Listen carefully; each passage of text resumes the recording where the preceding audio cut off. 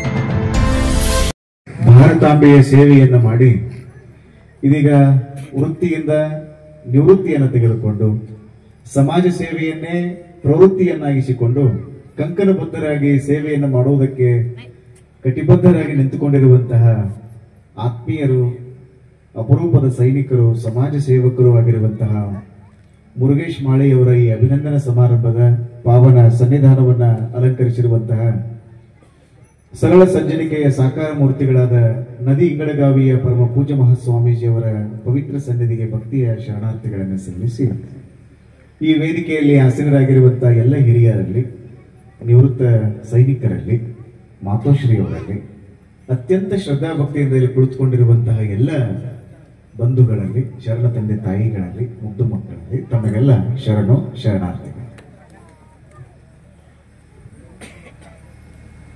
ನಮ್ಮ ಮುರುಗೇಶ್ ಮಾಳಿಯವರು ಭಾರತದ ಮಹಾನತೆ ಗಹನತೆಗಳನ್ನು ಉಳಿಸುವ ಸಲುವಾಗಿ, ಭಾರತ ದೇಶದ ಸಾರ್ವಭೌಮತೆಯನ್ನು ಉಳಿಸುವ ಸಲುವಾಗಿ ಸಾರ್ಥಕ 20 ವರ್ಷಗಳವರೆಗೆ ಅಹರ್ನಿಶಿ ಶ್ರಮಿಸಿರುವಂತದ್ದನ್ನು ನೋಡಿದ್ರೆ ನಾವು ನಿಜಕ್ಕೂ ಹೆಮ್ಮೆ ಪಡಬೇಕು. ಒಂದ್ಸರಿ ಕೈ ಮೇಲೆತ್ತಿ ಜೋರಾಗಿ ಚಪ್ಪಾಳೆಯನ್ನು ತಟ್ಟಿ ನಾವು ಒಂದ್ಸರಿ ಮುರುಗೇಶ್ ಅವರನ್ನ ಅಭಿನಂದಿಸಬೇಕು. ಯಾಕೆ ಅಭಿನಂದಿಸಬೇಕು ಅನ್ನೋದಕ್ಕೆ ಬಲವಾದ ಕಾರಣಗಳನ್ನ ನೋಡ್ರಿ. ಮೊದಲಿನ ಪರಿಸ್ಥಿತಿ ಬೇರೆ ಇತ್ತು, ಈಗಿನ ಪರಿಸ್ಥಿತಿ ಬೇರೆ ಅದ. ಇದೀಗ ನಮ್ಮ ಮಾತಾಡಿದ ಸಾಹೇಬ್ರು ಹೇಳಿದ್ರು, ಭಾರತ ಅಂದ್ರೆ ಏನಪ್ಪ, ಭಾರತ ಅಂದ್ರೆ ಹಾವಾಡಿಗರ ದೇಶ ಅಂತ ಕರೆಯೋರು. ನಿಮಗೆಲ್ಲ ಆಶ್ಚರ್ಯ ಅನಿಸ್ತದ.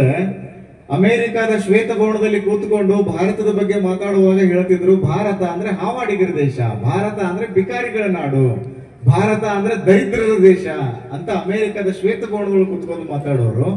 ನಮ್ಮ ಭಾರತವನ್ನ ಆಳಿರುವಂತಹ ಇಂಗ್ಲೆಂಡಿನ ಸಂಸತ್ತಿನಲ್ಲಿ ಕುಳಿತುಕೊಂಡು ಕೂಡ ಜನ ಮಾತಾಡ್ತಿದ್ರು, ಭಾರತ ಅಂದ್ರೆ ಮತ್ತೇನದ ಬಿಡ್ರಿ, ಅಲ್ಲೆಲ್ಲ ಎದಕ್ಕೂ ಉಪಯೋಗಕ್ಕೆ ಬಾರದೇ ಇರುವಂತಹ ಜನರನ್ನ ನಾವು ಸಾಕಷ್ಟು ನೋಡಿವಿ ಅನ್ನುವಂತ ಮಾತುಗಳನ್ನು ಹೇಳ್ತಿದ್ರು. ಆಶ್ಚರ್ಯ ನೋಡ್ರಿ, 50 ವರ್ಷಗಳ ಹಿಂದೆ ಈ ಭಾರತದ ಬಗ್ಗೆ ಹಂಗೆಲ್ಲ ಮಾತಾಡ್ತಿದ್ರು. ಇವತ್ತು ಇಂಗ್ಲೆಂಡಿನ ಪ್ರಧಾನ ಮಂತ್ರಿಗಳಾಗಿ ಭಾರತ ದೇಶದ ಮೂಲದವರು ರಿಷಿ ಸುನಕ್ ಅವರು ಆ ದೇಶದ ಪ್ರಧಾನ ಮಂತ್ರಿಯಾಗಿ ಸೇವೆ ಸಲ್ಲಿಸಿದ್ರಲ್ಲ, ಇದು ನಿಜವಾಗಿರುವಂತ ಭಾರತದ ತಾಕತ್ತು. ಈಗ press the bell icon on the video and never miss another update.